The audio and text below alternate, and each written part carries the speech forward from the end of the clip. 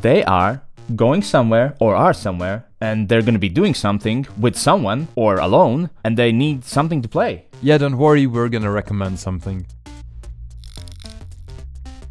So we are back at it. You send us a lot of questions about games for particular situations, and we're gonna give our opinions on what would be the best game for that particular situation. In our opinion. And if we don't answer your question or situation in this video, we will answer them in the comments. Or in next video, whatever. Yeah, or we feel like. Or maybe never even, right? We might not do that. No, I'm kidding. We will try. I need a game that I can play with my friend, his wife, and their 10-year-old son. They are currently playing Ubongo a lot, and their son seems to like it very much. Ubongo is a quick polyomino speed game where you have a small card and you're trying to fill it out with tiles that are basically like Tetris tiles. It's very quick, it's simple, but it's a bit thinky. So what do you think they would like to try? I would say MENARA would be a great, unique option for this. Okay. MENARA, in short, is like Jenga, but it's a cooperative one. At the end of the game, you want to get as high almost as possible, but you can only use specific columns with specific colors at the right times, and you cooperatively do this. I only have these specific columns, so I can use those. You can only have those. And what we always say about kids games, or playing games with kids, it's very important that kids and grown-ups enjoy it. I think MENARA is a perfect fit for this. And since a co-op, you either lose together or win together. Yeah, don't blame the kid if you lose. It's probably your fault with your big fingers, so... Stuck in an elevator. Okay. For 2 hours. Okay. No games with you. You just have to do something or play something. I do have a thing. For example, I have played a ton of Black Stories, which means I remember a lot of them. Which means if you're stuck in an elevator with me, we can play Black Stories. I'm such a gamer that I've prepared myself for these kind of situations. What if you haven't prepared? So you don't have any physical things? No, I'd assume you have a phone, right? I mean, who doesn't have a phone? I would recommend WAVELENGTH app. You might even be the only one stuck there. You just need a few friends, wherever. And the idea is very similar to the board game, so if you like the idea, you could try the board game as well. You have this range from one thing to the other one. One could be something green, and on the other spectrum, it would be red. And you have to give me a hint for me to guess where exactly between the spectrum is the arrow. So secretly there is an arrow that only you can see. Exactly. So tell me what's the hint? Well, I don't know where the arrow is. Here. Here? But I didn't know that.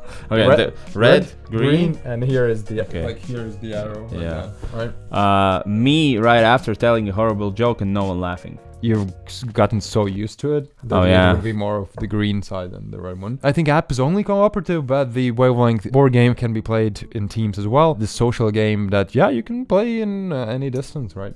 How can I support my favorite YouTube channel about board games? Well, you can like, share, subscribe, and you can check out our Patreon page where you can donate some money, and we can create more and better content. So cool. A game for friends who don't like games, particularly learning rules. So name me a game where there are no rules, or those rules are so simple that there's no problem teaching them or learning them. The last experience for me with Robin Hood goes along those lines. The Adventures of Robin Hood is a storytelling adventure game, and it's just like one page with big pictures, like the basic principle of how you move on the map. And then it says, just set up the map and read page 10 on the book, and you're ready to go. And I played with my kids, because kids are impatient, and it totally worked. I mean, I didn't have to read any rules. We could have just immediately started playing. It was fantastic. One of the best experiences how to introduce a game that I've ever had. So if you don't want to read any rules, almost no rules, Adventures Robin Hood, definitely a really good. It rhymes. That's why I kind of got stuck. Adventures Robin Hood, really good. It barely rhymes, but no need to read the rules as you would. A game night with wife after kid is down for the night. We enjoy fighting it out in Carcassonne. Any other suggestions with not too complicated rules where strategy still matters, not just luck? So I'm assuming a 2-player game. One of the best 2-player games that I've recently played and I feel are quite strategic, yet the rules are not that complex on the account of that the cards have a text on them, which kind of are the rules, right? On your turn you just play a card. Simple. It's going to be Watergate. Thematically, this political game where one player plays the journalists trying to oust the Nixon and all the things that happened with the Watergate scandal, and the other player plays Nixon trying to cover it up. But essentially, it's a card game where you just play a card and you can use it either for the event that's written there or to move some tokens around the board. That's it, simple. Play a card, do one of those things. But it's like this tug of war thing. He's moving the tokens, so I want to move tokens my way. But then again, this event is so good. Should I do this? And it takes 30 minutes to play. The rules are not that complex, and I really do enjoy it. It is a 2-player only, but I don't think your kid's gonna join you anytime soon, so you're good for now. A game for larger player counts that are not party games. Well, definitely 7 Wonders, the original one, but it plays up to 7 players. Definitely not a party game. It's a card drafting game where each player takes a hand of cards, picks one card, and then passes them to the next player. So you pretty much play simultaneously. And it plays around 30 minutes, but it plays up to 7 players, and it's really, really nice if you haven't played it. Forgotten Waters. Yeah. So Forgotten Waters is a story game where you are playing as pirates and try to fulfill your destiny, and where it is unique, it's very, very quick. With 7 players, it goes like a blast. Well, the length of the game is not quick, just the turns are quick, because the length of the game is going to be, if you play the full scenario, it's going to be 3 or 4 hours, but you can stop midpoint if you want to. You save the game and then continue from then on. I'm right now on the hype wave of Forgotten Waters, and I'd say, forget 7 Wonders, Forgotten Waters. But Forgotten Waters is more of a story game, less of a strategic plan your things game, even though you will try to and want to do that. And 7 Wonders is more of a strategic game. Both work fantastic with up to 7 players. Both are quite accessible. And definitely not party games.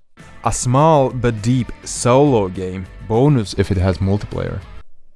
Something near the wall? I can't think of one. I don't know. Well, just look at the wall. Oh, I think the cat is in front of it. Oh.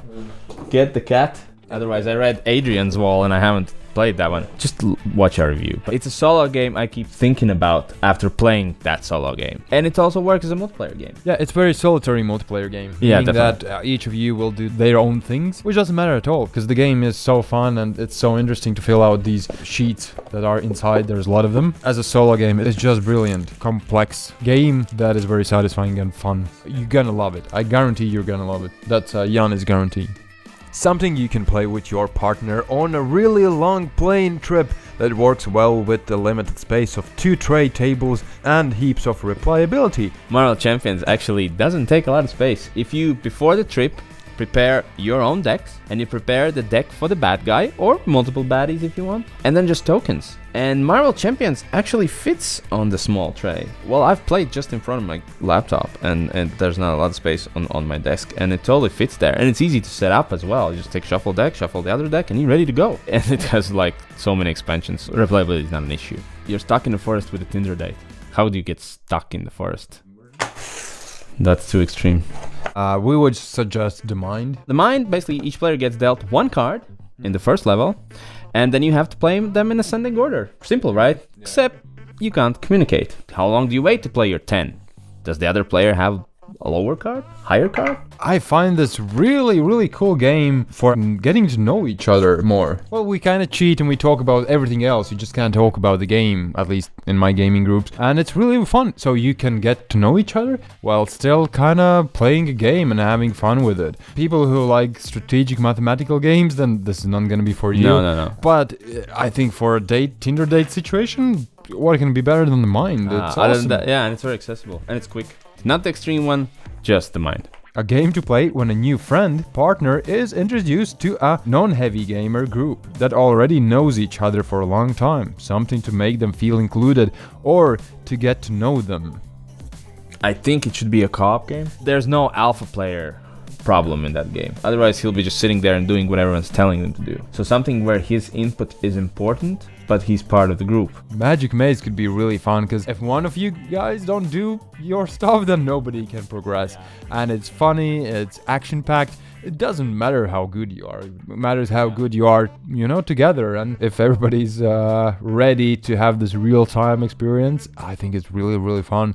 And I've played with new people. I've You're sparring me, Jesus. Oh, sorry, mate. Come on. No, I'm kidding. But yeah, that one would be cool because it's a real-time game where you have to basically move from one space to like the other in the same time, but only specific people can move specific pieces. I can only go north, he can only go south, and then we have to follow the piece, and it's like, oh, it's me now, and then I move it. We have had a lot of fun with it. I agree with this suggestion. Yeah, cool. I just watched the final episode of TV series I watched with my spouse, and did it without her. Now all I can offer is a game instead. No. Don't offer a game. Would your wife be like, oh, thanks for this board game, right? Get her flowers, take her out. Don't tell that you watched it and pretend you didn't. Oh yeah, or that. And just don't fake your laugh too much. Yeah, don't get games in this situation. Yeah. Don't. That was all our suggestions. I hope you found something for yourself and you didn't. Leave down in the comments what kind of situation you need a board game, and we'll check it out and try to give some suggestions. Maybe next time, or maybe in the comments. We'll see how life turns out. Just like Kristaps Sauzans, we'll see how his life will turn out after this very specific moment. Never get on your wife's bad side. One rule in life. Yeah, it's a simple rule. Don't do it. Yeah, just follow it. Share, subscribe, and we'll see you next time. Yeah.